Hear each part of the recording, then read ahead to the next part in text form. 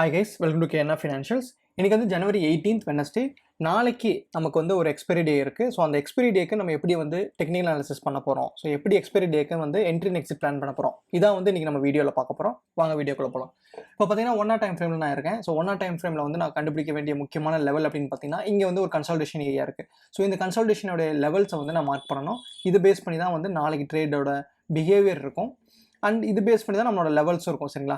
So first level அப்படின்னு பார்த்தீங்கன்னா 41,900 வந்து lowest level and second level அப்படின்னு பார்த்தீங்கன்னா 42,700. ஸோ இது வந்து இந்த லெவலை வந்து நம்ம வந்து பார்த்தீங்கன்னா கிட்டத்தட்ட வந்து ஒரு 3 to 4 டேஸாக நம்ம வந்து இந்த லெவலில் பார்த்துட்டு இருக்கோம். மார்க்கெட் ஸ்டில் வந்து இந்த லெவலுக்குள்ளே மட்டும்தான் இருக்குது. ஸோ இது வந்து நமக்கு என்ன சொல்லுது அப்படின்னு பார்த்தீங்கன்னா நமக்கு வந்து ஒரு ரேஞ்சிங் மார்க்கெட்டில் இருக்குது. அதாவது இந்த ரேஞ்சிங் மார்க்கெட்டோட சைஸ் மெஷர் பண்ணுவாங்க. எப்படி மெஷர் பண்ணுவாங்க அப்படின்னு பார்த்தீங்கன்னா எவ்வளோ பாயிண்ட்ஸ் இருக்கோ அந்த பாயிண்ட்ஸ் மூவ்மெண்ட் இருக்கும் அப்படின்னு சொல்லிட்டு.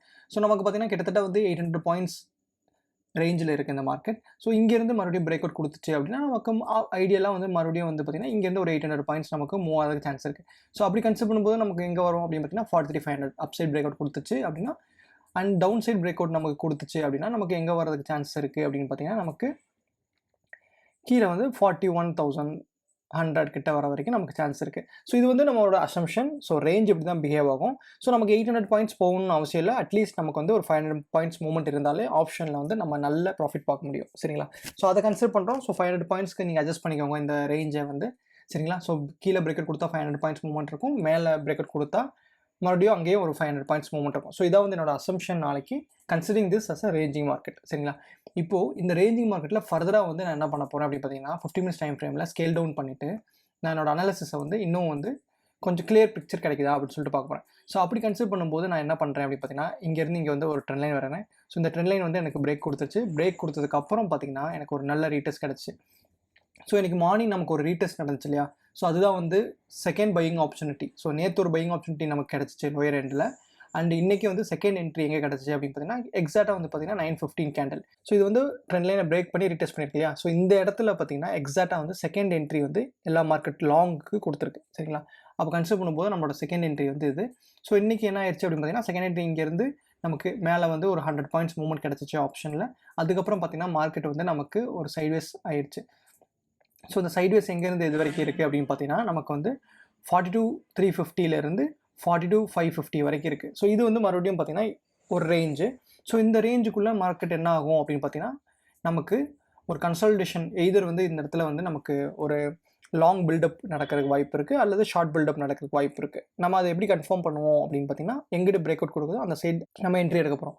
அதாவது அப் சைட் பிரேக் அவுட் கொடுத்துச்சு அப்படின்னா நம்ம வந்து ஒரு ரீடெஸ்ட் வெயிட் பண்ணுவோம்.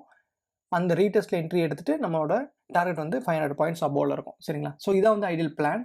அண்ட் தென் நமக்கு வந்து ஒரு 3-4 சினாரியோஸ் இருக்குது நாளைக்கு என்ன நடக்கும்னு சொல்லிட்டு.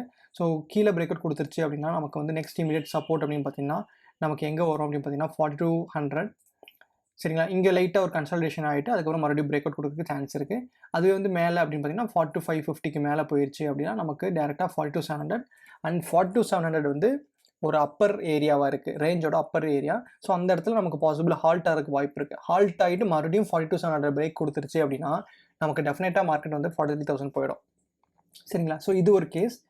இப்போ சப்போஸ் மார்க்கெட் நமக்கு எங்கே ஓப்பன் ஆகுது அப்படின்னு பார்த்தீங்கன்னா நமக்கு கேப் அப்பாக ஓப்பன் ஆயிடுச்சு. ஃபார் எக்ஸாம்பிள் நமக்கு இந்த இடத்துல ஓப்பன் ஆயிடுச்சுன்னு வைங்களேன்.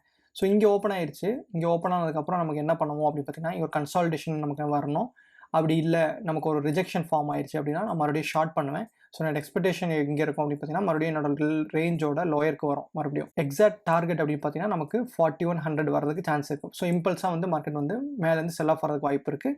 இப்போ சப்போஸ் நமக்கு வந்து இங்கே வந்து ஒரு ரேஞ்ச் ஃபார்ம் ஆகிட்டு மேலே பிரேக் அவுட் கொடுத்துருச்சு அப்படின்னா ஆஸ் யூஷுவல் நான் சொன்ன மாதிரி 43,000 போயிடும். ஸோ ஃப்ளாட் ஓப்பனிங் நடந்துருச்சு அப்படின்னா நம்ம வந்து வெயிட் பண்ணோம். ஸோ நமக்கு வந்து பிரேக் அவுட் எப்போ கொடுக்குன்னு சொல்ல முடியாது. ஸோ 12:30க்கு மேலே கூட கொடுக்குறதுக்கு சான்ஸ் இருக்குது. அப்படி பிரேக் அவுட் மேலே கொடுத்துருச்சு அப்படின்னா நான் இந்த பிரேக் அவுட்க்கு மேலே பை பண்ணிடுவேன்.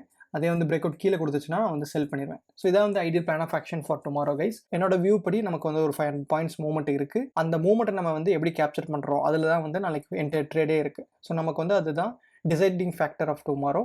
ஸோ நம்ம ப்ராஃபிட்டில் இருக்க போகிறோமா லாஸில் இருக்க போகிறோமான்னு சொல்லிட்டு டிசைட் பண்ணோம். ஸோ இதான் கைஸ், இதான் வந்து கிளியர் இன்டெப்த் அனாலிசிஸ். வீடியோ பிடிச்சிருந்தா லைக் பண்ணுங்கள், ஷேர் பண்ணுங்கள், சப்ஸ்கிரைப் பண்ணுங்கள். தேங்க்ஸ் ஃபார் வாட்சிங் KNR Financials. Take care, bye bye friends.